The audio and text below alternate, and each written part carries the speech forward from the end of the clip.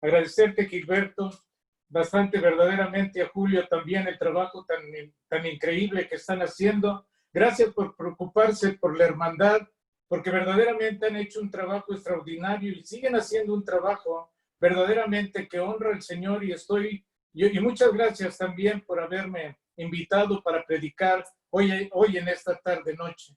También el mensaje que me diste es hermosísimo, el llanto de un moribundo, que se encuentra en Segunda de Reyes capítulo 1, versículo 11, pero yo lo alargué hasta el capítulo 15 para entrar en el contexto. Voy a leer la palabra de Dios y la palabra de Dios dice en Segunda de Reyes, capítulo 20, versículo 15, dice la palabra de Dios de esta manera.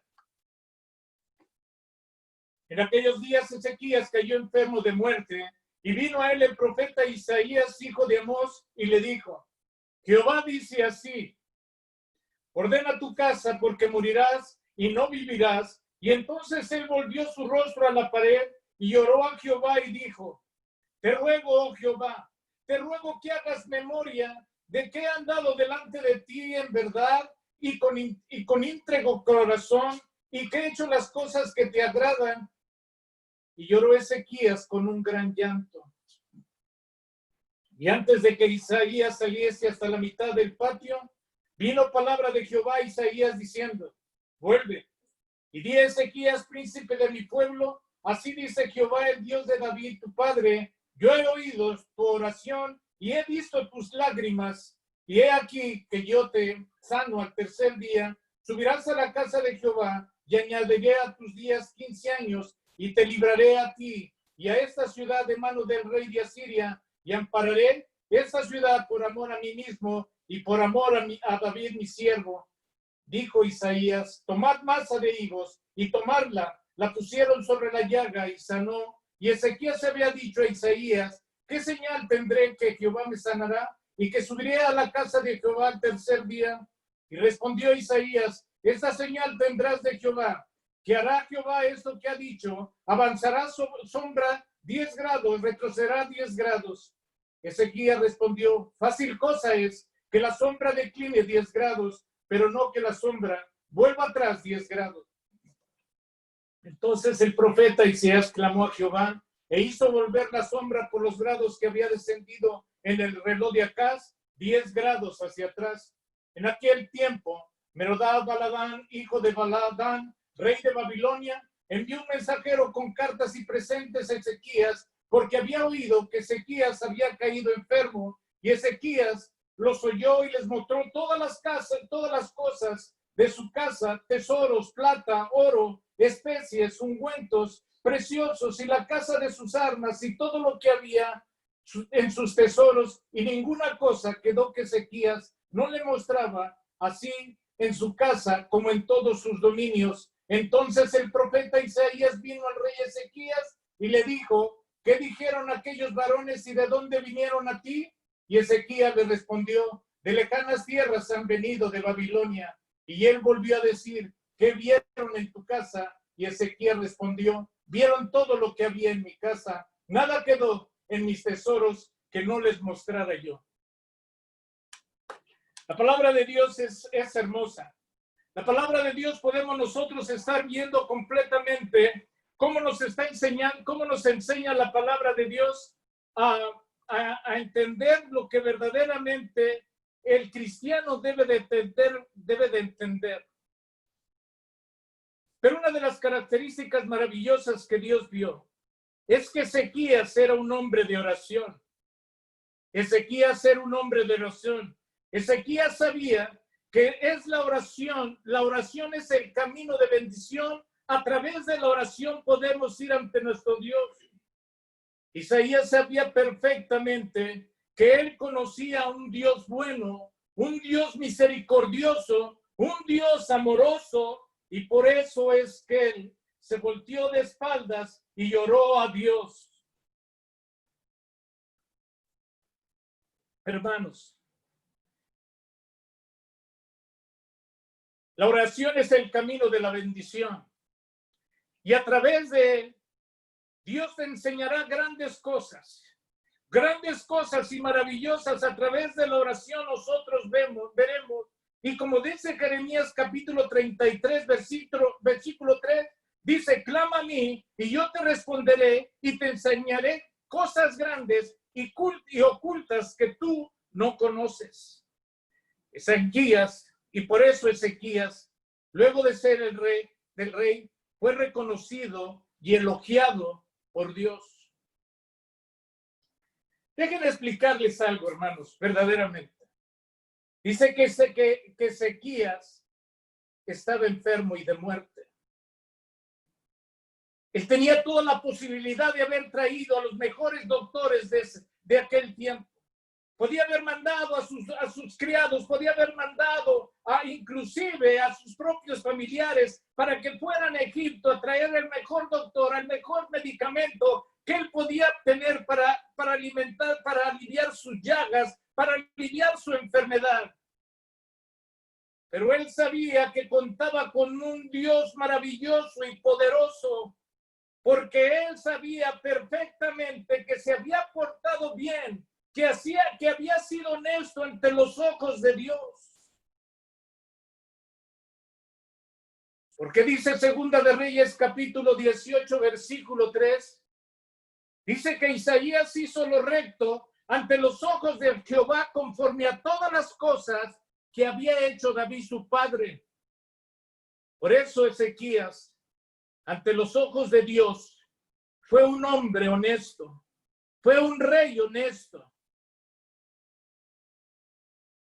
En Segunda de Reyes, capítulo 18, versículo 4, dice que él quitó los lugares altos y quebró las imágenes y cortó los símbolos de acera e hizo pedazos a la serpiente de bronce que había hecho Moisés, porque hasta entonces le quemaban incienso adorando a la serpiente de vez de adorar al Dios que era creador de la serpiente. Porque entonces le quemaban incienso los hijos de Israel, aquella serpiente, y se le llamó Neustán. Hizo grandes cosas Ezequías. El padre no era honesto. El padre de Ezequías, el rey Acaz, trajo sobre el pueblo de Israel la imitación y las costumbres extranjeras y abominables de sacrificar vidas humanas a los ídolos. En especial, el adorar a Baal y de sacrificar las vidas de los niños a Moloch. Él adoraba en las montañas y debajo de los árboles a sus dioses, y no solo eso, hasta implementó los ídolos que el rey Asuero adoraba levantando altares, y cambió la estructura del templo y llegó a ser un malvado rey delante de Dios. Era un rey que había traído todas las costumbres de los demás reinos. Y si hubiera más reinos, más costumbres paganas, hubiera traído el padre de Ezequías, Acaz. Era un hombre que se deleitaba en la idolatría. Si usted quería un favor del rey Acaz, simplemente inventaba otros dioses y él los recibiría con mucho júbilo, y por eso fue un rey malo ante los ojos de Dios. Pero Ezequías no.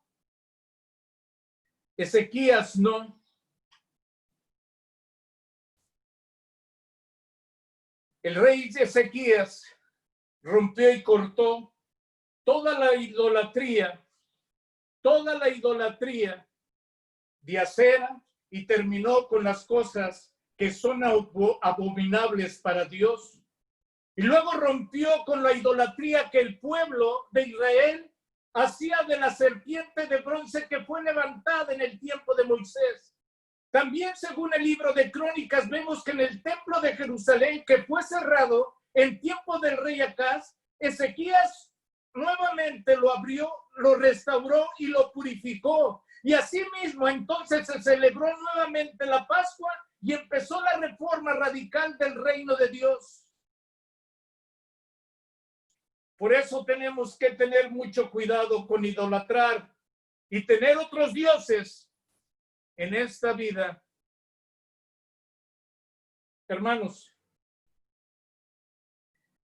Segunda de Reyes, capítulo 5, dice que Jehová Dios de Israel puso su esperanza en Ezequías, porque dice, ni después ni antes de él hubo otro como él entre todos los reyes de Judá.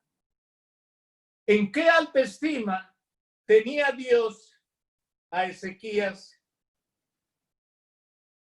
Por eso es que el rey Ezequías tenía una esperanza grande de ser sanado. Él sabía perfectamente que había hecho todas las cosas que le agradaban a Dios.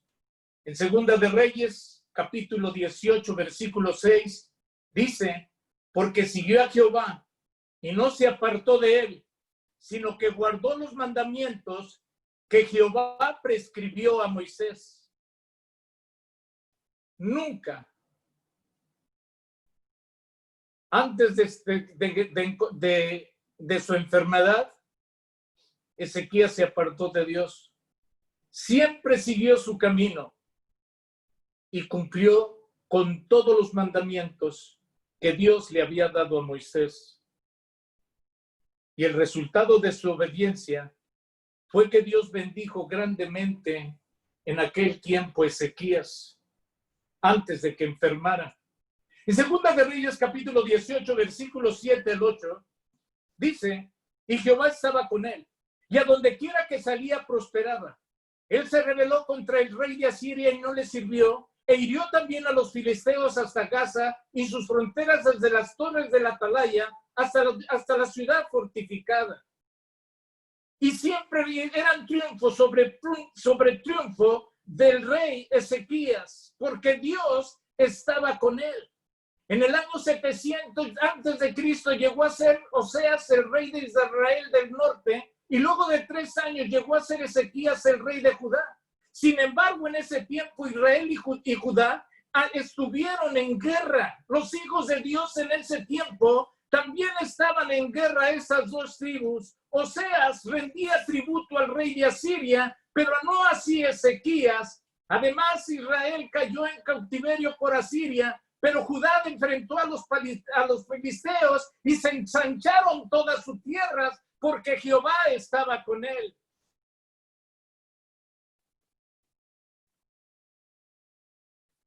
Ezequías, por vivir una vida reconocida y elogiada por Dios, porque Dios lo elogiaba, pudo liberarse del ejército más poderoso de aquel tiempo, que era Siria, un ejército fuerte, ventajoso. Pero Dios hizo a Ezequías más fuerte y más valiente. ¿Y saben por qué era la conducta fuerte y valiente de Ezequías? Es porque Dios estuvo con él y le dio la fuerza y la valentía y su gran bendición. Hermanos, quiera Dios que llegamos a ser personas reconocidas y elogiadas por Dios. Y cuando nosotros seamos reconocidas y elogiadas por Dios, seremos libres de toda atadura y recibiremos grandes y maravillosas bendiciones de Dios. Hermanos, vivamos siendo reconocidos por Dios. Así como el rey Ezequías, tenemos que vivir también nosotros una vida honesta, sin adorar a ídolos. Así es de que tenemos que vivir. Escúchenme bien. Tenemos que vivir y aferrados a Dios, cumpliendo todos sus mandamientos. Y encontraremos gran bendición. El rey Ezequías contrajo una enfermedad mortal. Pero él sabía perfectamente que había hecho todo lo bueno delante de Dios y en él esperaba su sanidad. Confiaba en que Dios lo iba a sanar. Cuando él supo que Isaías estaba entrando al palacio, puedo imaginarme la alegría de Ezequías. Puedo imaginarme su sonrisa, aún en la enfermedad, aún en la gravedad que él estaba. Pienso y siento que había una sonrisa maravillosa, porque el profeta de Dios había llegado a su palacio y sabía que el profeta de Dios estaba completamente seguro que vendría con una bendición, que él vendría con una bendición. Por eso en ese momento que entra a la recámara del rey Isaías, le dijo que lo que venía a decirle era palabra de Dios y que él iba a morir, que preparara su casa porque él iba a morir.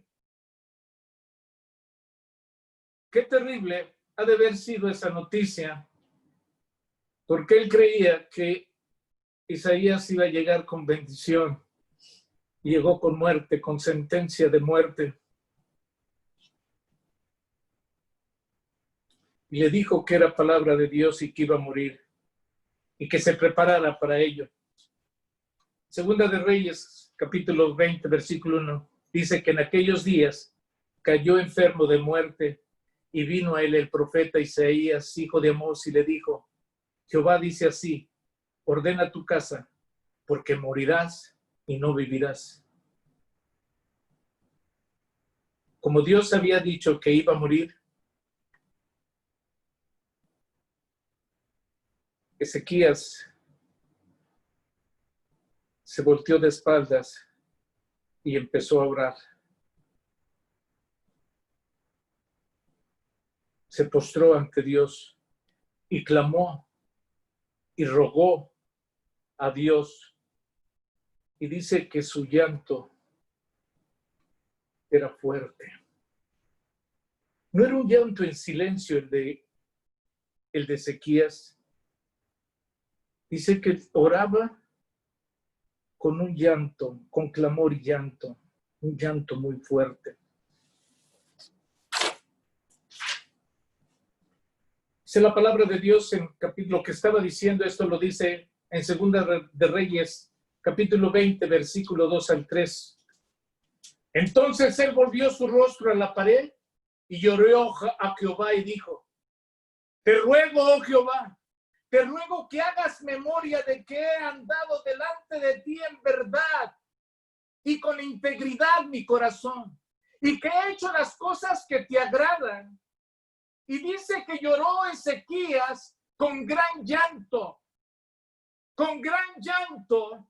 No se le salieron sus lágrimas de sus ojos en silencio, sino que quizás todos los que habitaban ese castillo podían oír su gran llanto. Él no quería morir, él no quería morir. Yo en la otra predicación les dije que alguien me preguntó a mí si yo me quería morir, y yo les dije que no me quería morir, porque todavía tenía la ilusión de ver a mis nietos crecer, ver a mis nietos realizarse, ver a mis jugar con ellos, dormir con ellos, abrazarlos, queriéndolos, llevándoselos a McDonald's, al parque, a los juegos, a donde pueda, que no tengo dinero, pero eso no importa para poderme divertir con mis nietos. Es una cosa increíble y maravillosa. Se dice que se quiere más a los nietos que a los hijos, pero no es cierto. Ahora estamos más tranquilos, ahora nuestros hijos nos dan y tenemos más tiempo para poder acariciar y besar y abrazar a nuestros nietos, cuando antes no podíamos, porque salíamos muy temprano a trabajar, regresábamos noche a trabajar para poderlos alimentar, para poderlos darles un estudio, para poder darles una carrera, para que fueran alguien en esta vida. Pero ahora es maravilloso poder disfrutar a nuestros nietos, abrazarlos, comer con ellos, ver sus travesuras, ver las cosas que rompen, ver sus ojitos cómo se asustan cuando se les cae algo y se rompe. Qué hermoso es.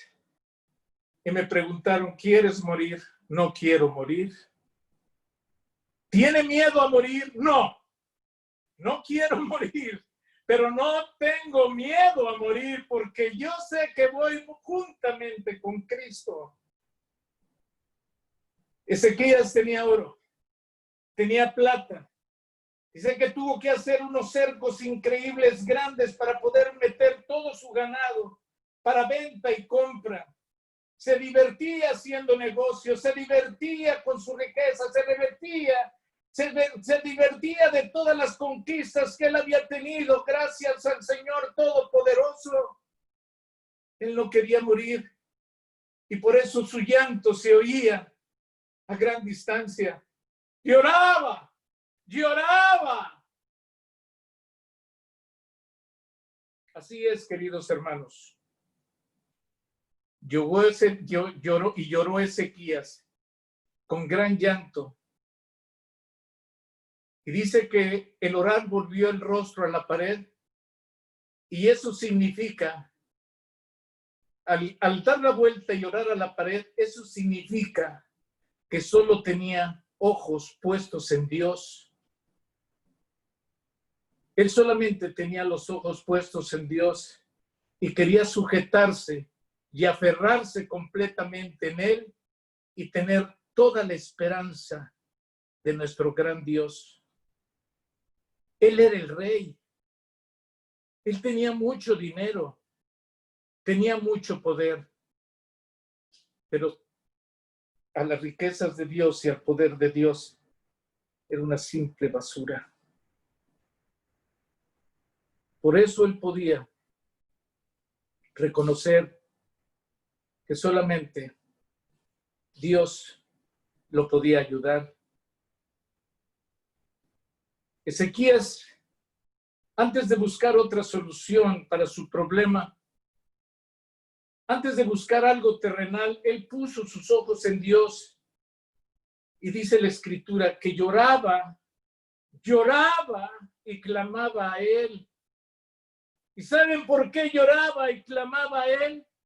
Es porque Ezequías sabía que la muerte o la vida está siempre en las manos de Dios. La muerte y la vida siempre está en las manos de Dios. Y eso es maravilloso, porque tenemos un Dios bondadoso, un Dios hermoso, un Dios misericordioso, un Dios amoroso, que muchas veces, cuando merecemos la muerte por nuestros terribles pecados,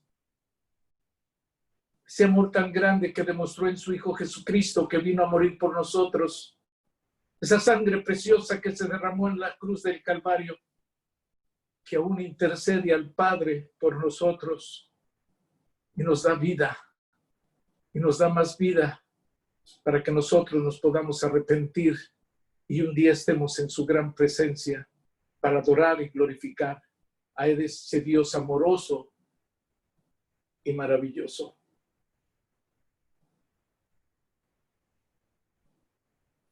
La oración siempre debe de ser tener nuestros ojos puestos en Dios. Y quiero decirles, hermanos, cuando nosotros oramos y nos sujetamos a Dios, esto es una decisión santa. Y cuando nosotros tenemos esa sujeción santa, es que nos estamos aferrando a la misericordia de Dios. Y por eso cuando oramos, aferrándonos y sujetándonos a la decisión de Dios, la respuesta a esa oración es que Dios nos libra de nuestros problemas, de nuestras enfermedades, de nuestras angustias, de nuestras desesperaciones, de nuestras tribulaciones. Pero lo único que tenemos que hacer para que lo haga, tengamos los ojos puestos en el Señor y oremos con lágrimas en nuestros ojos. Lágrimas en nuestros ojos. Ezequías rogó y clamó, orando a Dios. Y esas lágrimas de entrega total a Dios, eran lágrimas que buscaban la misericordia y gracia de ese Dios todopoderoso. De ese Dios todopoderoso, que no es solamente de Ezequías, sino también tuyo y mío. Y Él ha tenido misericordia de mí, ha tenido misericordia de muchos. Y si alguien ha muerto, un ser querido que se nos ha ido adelante, como mi padre, como mi hermano, es porque los tiempos de Dios son perfectos. No lo entendemos porque no nos obliga esta vida a entenderlo. A nosotros lo que nos obliga esta vida es obedecerlo y aceptar todas sus decisiones, porque sus decisiones son sabias, sus decisiones son divinas, no son humanas. No lo entendemos, pero un día llegaremos a la presencia de Dios y entonces diremos, me hubiera venido antes, ¿por qué hasta ahora? Unas palabras maravillosas que leí y oí de parte de mi hermano Gilberto, ahorita que acaba de morir su hermano. Dijo, hermanito, salúdame a papá y mamá. Salúdame a papá y mamá. El tiempo de Dios es perfecto. No lo entendemos, pero estamos en las manos del Rey de la vida y la muerte. Y tenemos que aceptarlo. Tenemos que aceptarlo. Por eso, hermanos, la oración es tener los ojos puestos en Dios. Puestos en el Señor, siempre oremos. Porque esta es la enseñanza que nos da Ezequías, que él clamó orando a Dios. Esas lágrimas, repito, eran lágrimas de entrega total a Dios. Eran lágrimas que buscaban la misericordia de Dios.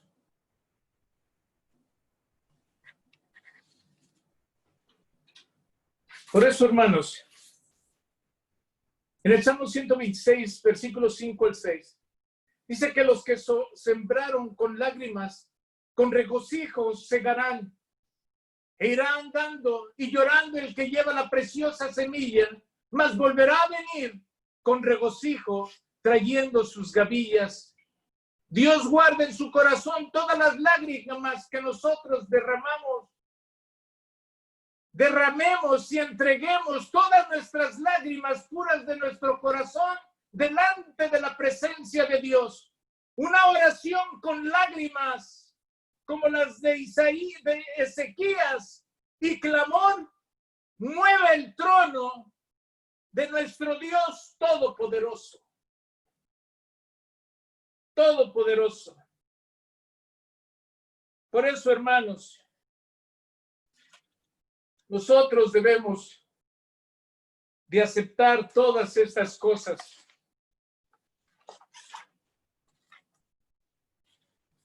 Así es, mis queridos hermanos. Dios le dio más vida. Dios le dio más vida, 15 años. Oyó su oración Dios y le dio 15 años más. 15 años. Dice que Isaías todavía no llegaba al patio del palacio y le dijo, regrésate y dile que le voy a dar, que oí su oración y que le voy a dar 15 años más. 15 años más de vida le voy a dar. 15 años más.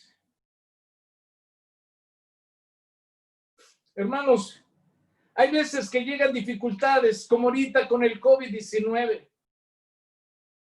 Angustias y tribulaciones. Tenemos miedo que si estamos ya infectados por ese virus tremendo, pero debemos de estar para que, y si ya estamos infectados y si morimos,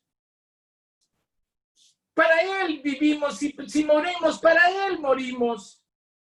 Pero si aún cuando hay gente que ha estado clamando a Dios, que ha estado orando a Dios, para que le quiten, cuando ya está entubada y está luchando entre la vida y la muerte, junto a la presencia de Dios, y Dios le quiere dar más vida, y entonces lo desentuban y empieza a recuperarse. Y le vuelve a dar más años de vida, sana completamente. Mi pregunta es, ¿agradecerá a Dios? ¿Agradecerá a Dios? Porque ahorita se me viene a la mente un pasaje de la palabra de Dios en Crónicas. Se me viene ese pasaje a la mente de Crónicas, hermanos. Crónicas 32, versículos, si no mal recuerdo, segunda de Crónicas, capítulo 32, aquí lo tengo, se me viene a la mente, porque estaba estudiando todo acerca de lo de Isaías, de Ezequías 30, aquí está. Dice la palabra de Dios, en aquel tiempo Ezequías se enfermó de muerte y oró a Jehová, quien le respondió y le dio una señal. Mas Ezequías no correspondió al bien que le había sido hecho, sino que se enalteció su corazón y vino la ira contra él y contra Judá y Jerusalén. Pero Ezequías, después de haberse enaltecido su corazón, dice que se humilló y él los moradores de Jerusalén, y no vinieron sobre ellos la ira de Jehová en los días de Ezequías. Después de que había orado con tantas lágrimas, con tantos ruegos, y Dios le había dado vida, dice que se enalteció. Dicen que no respondió al favor que le hizo Dios, no correspondió al bien que le había sido hecho, sino que se enalteció su corazón y la ira vino contra él y contra Judá y contra Jerusalén. ¿Cuántos a nosotros Dios no ha tenido misericordia cuando hemos tenido enfermedad de muerte? ¿No nos enaltecemos o le damos las gracias a Dios? Esto va a pasar. Esa epidemia va a pasar. Y los que no hayamos muertos no es porque por los gobiernos, no es por los doctores, porque viene a ser como esa plasma de higo que solamente se le puso en las llagas a Ezequías. El gobierno y el doctor y los doctores solamente ayudan, pero el que da la vida o da la muerte es Dios. El higo no sana, el que sana es Dios. Pero muchos de nosotros saldremos de esta pandemia, inclusive no infectados, otros infectados y curados, y otros que sobrevivieron al COVID-19. ¿Agradecerán a Dios o no agradecerán a Dios? Volveremos a la iglesia a reunirnos como un conjunto de todos los hermanos y regresaremos con ese fervor, con ese amor, para adorar y glorificar a Dios y darle las gracias por lo que hizo, por los que conservamos la vida después de esta epidemia, o seguiremos comportándonos como éramos antes, soberbios, y vivir como nosotros queramos y no como Dios quiere que vivamos. Esta que hemos vivido en nuestra casa debe de ser tiempo de reflexión. Nuestra casa se ha vuelto una iglesia. En nuestra casa se adora a Dios. En nuestra casa se culto a Dios. Porque antes las iglesias estaban en las casas. Romanos capítulo 16, versículo 5, dice la palabra de Dios de esta manera. Saludos también a la iglesia de su casa. Saluda a Epeneto, amado mío, que es el primer fruto de Acaya para Cristo. Saluda también a la iglesia de su casa. La iglesia de su casa. Estamos confinados en nuestros hogares. Hemos hecho una iglesia en nuestra propia casa, porque déjenme decirles algo. Me quedé sorprendido cuando un hermano me llamó y me pidió un poco de economía. No era para él no lo necesita, pero quería que se le apoyara. ¿Para qué quería que se le apoyara, hermanos? Oh, hermanos, es que ya ahorita, hermano Sandoval, fíjense que le quería pedir esto porque queremos arreglar el edificio, porque ya parece que vamos a entrar en el semáforo amarillo, ya nos van a dar oportunidad, y yo quiero que los hermanos lleguen a un lugar y lo vean bonito y se animen, y queremos cambiar las bancas, queremos cambiar las sillas, queremos hacer esto, queremos pintar el lugar, queremos ponerlo hermoso para recibir a nuestros hermanos y puedan alegrarse. Podemos ir a esa iglesia y estar preocupados por arreglar el edificio y no arreglar nuestro propio carácter. Déjenme enseñarles esta lección. Estoy seguro que todos nosotros hemos asistido a una boda. Estoy completamente seguro que todos hemos asistido a una boda. Y la persona más importante en esa fiesta es la novia. Y nosotros muchas veces, mucha gente está esperando adentro a la novia, otros están esperando afuera. ¿Y por qué unos están adentro y otros fuera? Otros quieren ver a la novia cuando va llegando en el carro, arreglado con esos listones, con esos listones maravillosos, esas flores adornando el carro. ¿A quién están esperando cuando se abre la puerta de ese carro arreglado? A la novia. Porque es la más importante. En esa ocasión, la persona que más llama la atención es la novia. Por eso, cuando entran, muchos se ponen de pie para verla y tomarle fotos, porque esa novia es la más importante. Ese día es cuando la novia trata de lucir más hermosa y trata de vestir, trata de lucir su vestido blanco y su arreglo. Y sus arreglos son muy especiales. Es un día muy importante. Pues la Biblia compara cada iglesia con una novia ataviada hermosamente para su marido. Y déjenme decirles, y deben estar conscientes, ustedes lo saben, porque muchas veces inclusive le predicamos a la gente y le decimos, existe una diferencia entre lo que es el templo y lo que es la iglesia. Ustedes saben perfectamente que donde nos reunimos no es la iglesia somos nosotros. Es cierto que ambos, el lugar y nosotros deben de lucir hermoso, pero quien representa a la novia no es el edificio, sino los miembros que la componemos. Mucho nos preocupamos para arreglar el templo, el edificio hermosamente. Y también sucedió en el Antiguo Testamento, cuando David dijo, la casa que se ha de edificar a Jehová debe de ser magnífica por excelencia, es lo que dijo. Y en el tiempo de Ageo, Dios reprendió a su pueblo porque ellos se preocupaban más por arreglar su casa que por construir su templo. Pero déjenme explicarles, nuestra mayor preocupación debe de ser alcanzar el ideal que Dios tiene para su iglesia. Repito, Nuestra mayor preocupación debe de ser alcanzar el ideal que Dios tiene para su iglesia, y este se manifiesta en cualidades de carácter que deben de ser incorporadas a nuestra vida, no al edificio.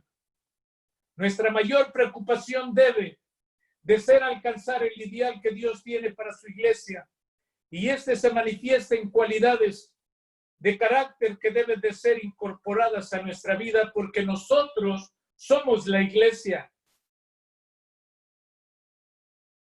El apóstol Pablo dice que la iglesia debe de ser gloriosa, sin mancha, sin arruga, ni cosa semejante. Efesios capítulo 5, versículo 27. El apóstol Pablo nos dice claramente que la iglesia debe de ser gloriosa, sin mancha, sin arruga, ni cosa semejante. Estas características se aplican a los miembros de la iglesia, no al edificio. Por eso el mismo apóstol Pablo menciona 4 veces la expresión la iglesia que está en tu casa, porque en ese tiempo estas personas no tenían templo, por lo tanto se reunían en los hogares y su hogar era la iglesia. El hermano Julio y el hermano Gilberto están preocupados por ustedes, por la iglesia. Y no solamente por la iglesia de Mazatlán o la iglesia de Culiacán.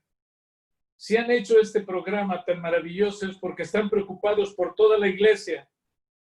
Y puedo hasta exagerar, pero toda la iglesia sobre la faz de la tierra.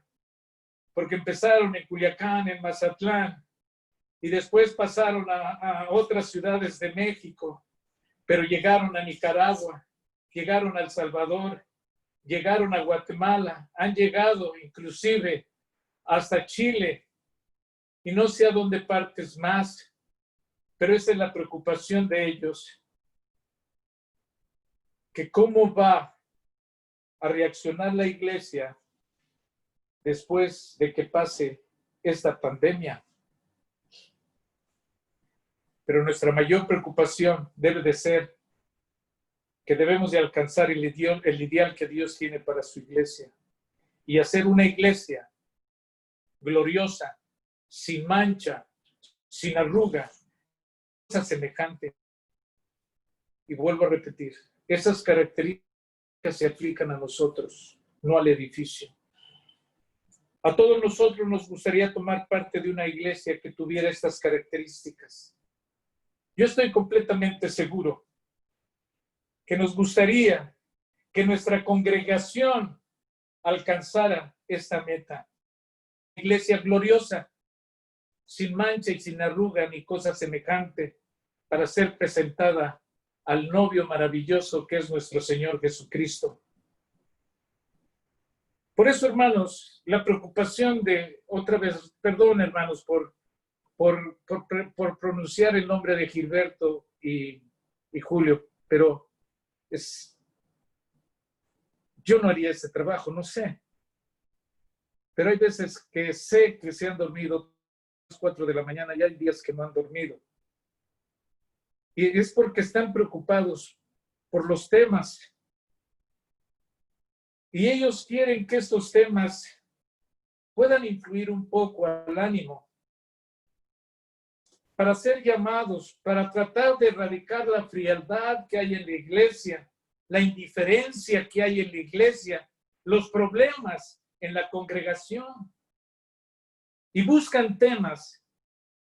Y no es solamente buscar un tema, es saber por qué, investigar para qué ese tema, con qué propósito es ese tema. Y es un gran trabajo y un gran esfuerzo, pero están preocupados por darnos a nosotros los predicadores esos temas, pero ya nosotros solamente hacemos el trabajo que tenemos que hacer, siervos inútiles, solamente hacemos lo que tenemos que hacer.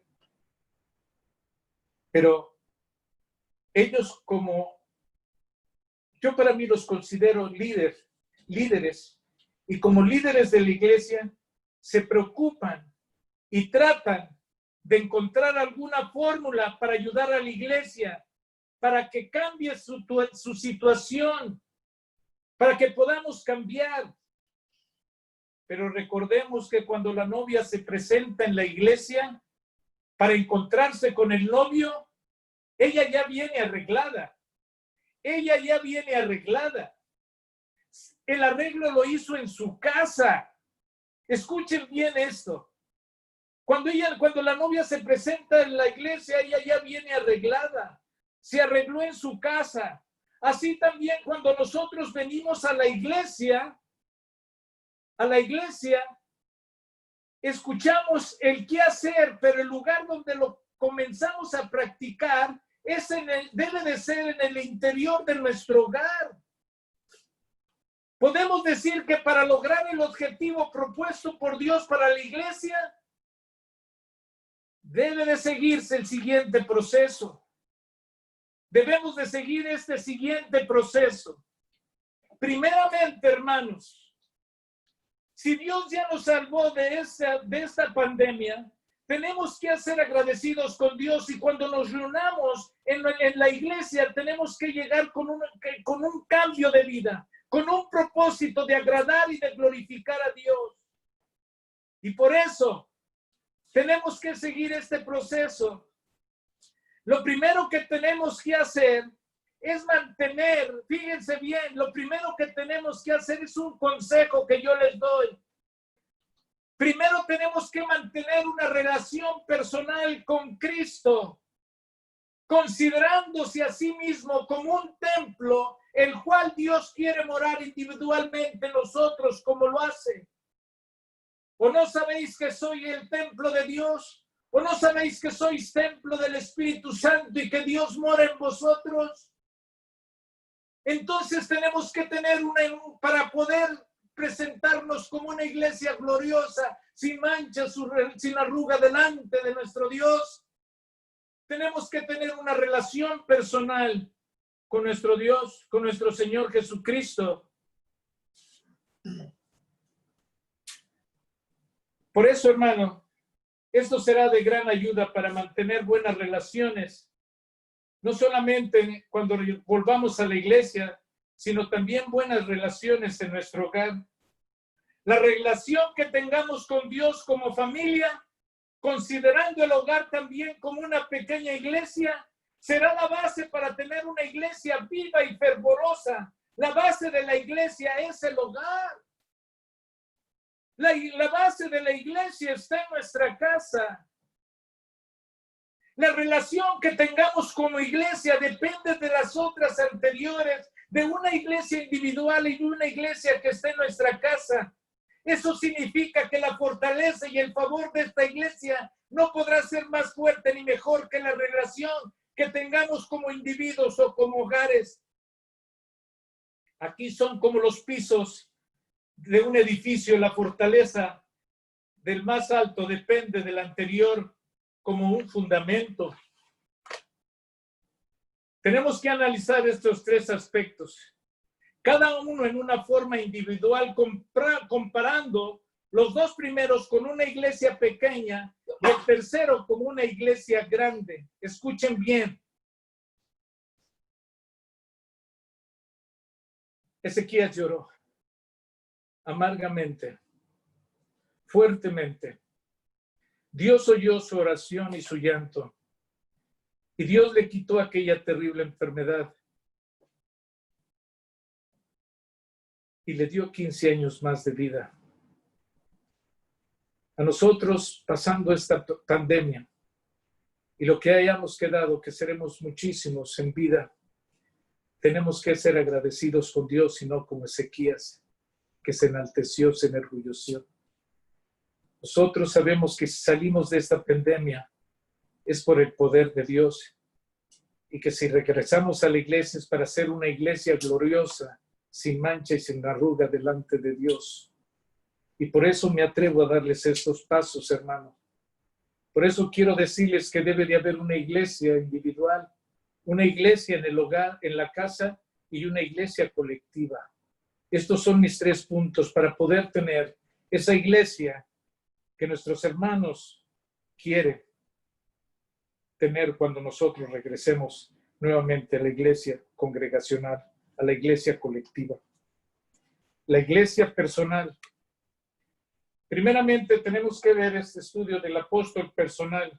El apóstol Pablo dice que cada uno debe de considerar su cuerpo como un templo del Espíritu Santo. En 1 Corintios capítulo 6, versículo 19, Dios quiere morar en nosotros en una forma individual permanentemente,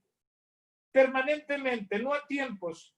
Cada uno de nosotros tenemos un valor especial para Dios y por eso ilustra la parábola de la oveja perdida, que dejó 99 para poder encontrar la suya. Eso es la importancia que Dios tiene, la importancia que nosotros tenemos para Dios. Muchos quieren ser buenos cristianos sin pasar tiempo con nuestro Señor Jesucristo, pero es imposible ser un buen esposo, buenos padres, buenos miembros de la iglesia si no tenemos una relación personal con nuestro Señor Jesucristo. No podemos ser parte de la cadena si nuestro eslabón no está directamente conectado con Cristo Jesús.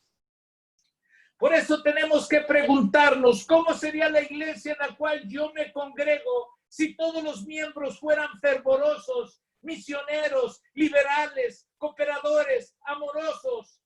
¿Sería mejor como es actualmente? Claro que sí, pero para lograrlo tienes que tener una relación personal con Dios. La iglesia familiar, el apóstol Pablo en su carta a Filemón en el versículo 2 dice, deseaba que la gracia de Dios alcanzara a la iglesia que estaba en la casa de Filemón. Posiblemente no se congregaban solamente Filemón y su familia, sino también algunos otros visitantes. Pero cada familia debería de ser una iglesia en la vida familiar, un bello símbolo de la iglesia de Dios en el cielo. Y por eso en este momento le hablo a padres, a madres, pueden ser educadores, no solamente cuando dan clases en la iglesia, sino en su propia casa. Pueden ser agentes misioneros espirituales, porque en Colosenses capítulo 3, versículo 18 al 22, dice Pablo, menciona cómo deberían de ser las relaciones en la iglesia de la casa. El esposo amando a su esposa, no siendo áspero con ella, la esposa sujeta a su marido, pero como conviene en el Señor, los hijos obedeciendo a sus padres, porque esto agrada al Señor. Padres, no provoquéis a ir a vuestros hijos. Por eso volvamos a hacer la pregunta. Si todos los hogares de la iglesia fueran como el nuestro, ¿sería mejor la iglesia de lo que es actualmente? Hay unidad, hay respeto, se celebra el culto en nuestros hogares y se estudia diariamente la palabra de Dios. No olvidemos que la base de la iglesia grande es nuestra casa. Si queremos que la novia luzca hermosamente, recordemos que ese arreglo debe de hacerse y vivirse primeramente en el interior del hogar. Lo que el mundo necesita no es tantos grandes intelectos, hermano, sino hombres buenos que sean una bendición en sus hogares, en sus casas. Porque cuando la palabra de Dios se manifiesta en la casa, su influencia se hará sentir no solamente en el vecindario, sino en la iglesia. Cuando regresemos a la iglesia colectiva, Hechos capítulo 2, versículo 42 al 47, ahí nos muestra algunas características de la iglesia que sería bueno que tuviésemos como ejemplo en nuestra iglesia en la cual nos congregamos. Primeramente, tenemos comunión unos con otros, hay unidad, hay liberalidad, hay fervor. Estoy seguro que a todos nos gustaría tener una iglesia con estas cualidades, pero esto no se logra a menos que individualmente y en el hogar manifestemos estas características. Déjenme decirles por qué. Porque no se puede ser cristiano el domingo en la iglesia que lo que fuimos los 6 días entre semana en nuestra casa. O somos cristianos en la iglesia y también tenemos que ser cristianos en nuestra casa. Porque escuchen bien, porque los problemas que se manifiestan en la iglesia, como divisiones, frialdad, espíritu de crítica, pleitos, solo son una muestra de lo que se vive en el interior de nuestras casas.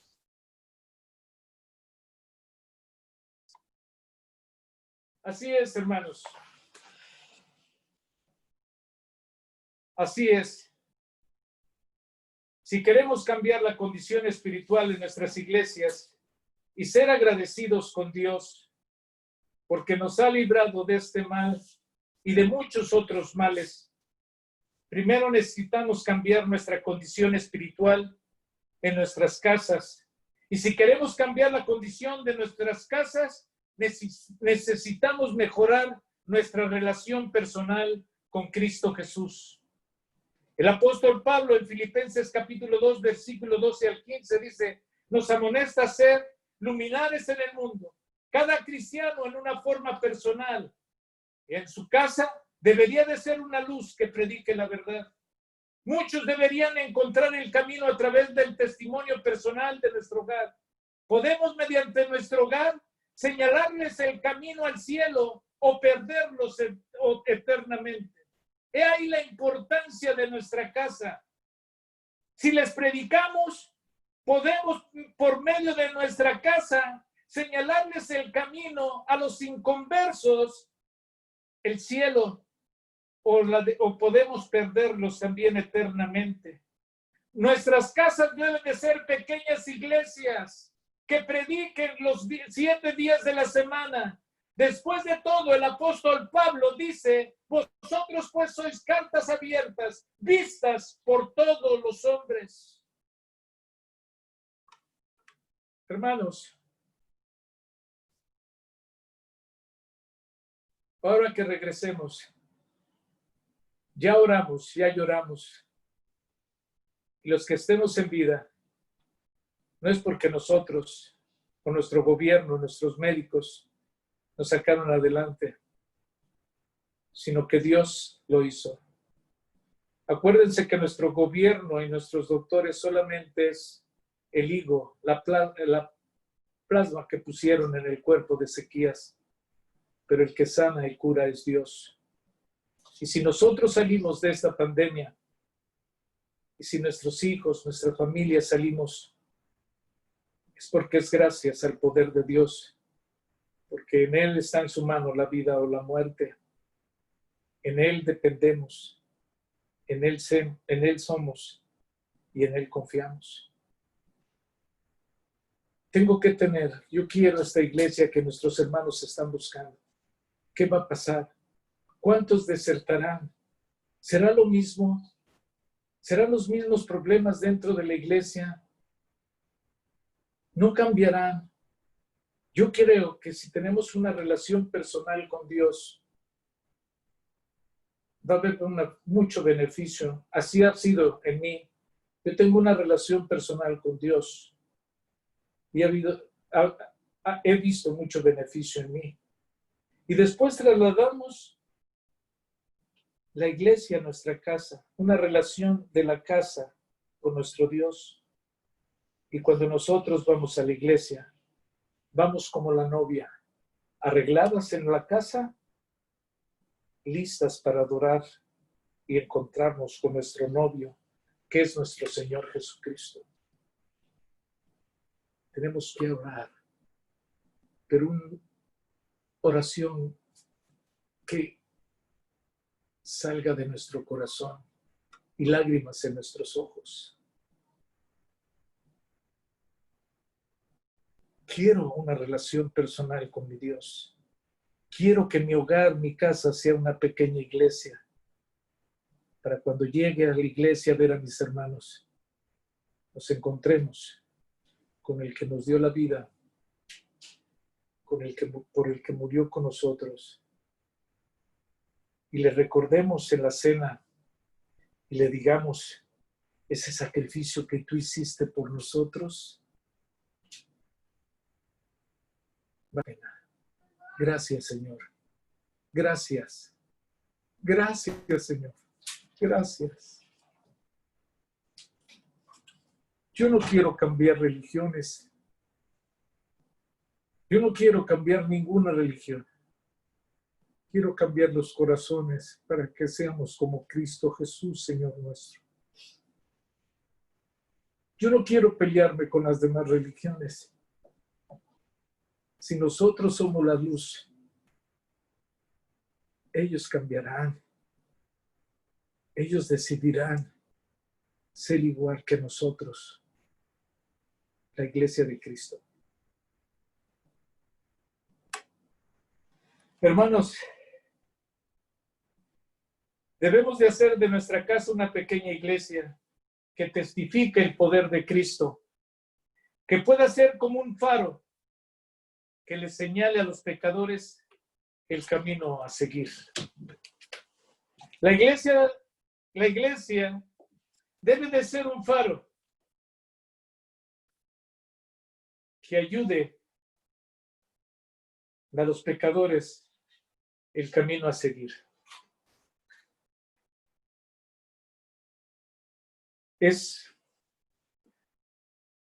Acuérdense de ese canto que dice: mantener el faro ardiente, alumbra tu luz al mar, que si hay nautas pereciendo, los podréis así salvar. Que nuestro hogar, nuestra casa, sea un faro para el mundo. Con oración y llanto a nuestro Dios podemos cambiar todas las cosas. Mantener el faro ardiente, alumbrar su luz al mar, que si hay nautas pereciendo, los podréis así salvar. Que su hogar sea, su casa sea un faro. Que Dios les bendiga, hermanos. Muchas gracias.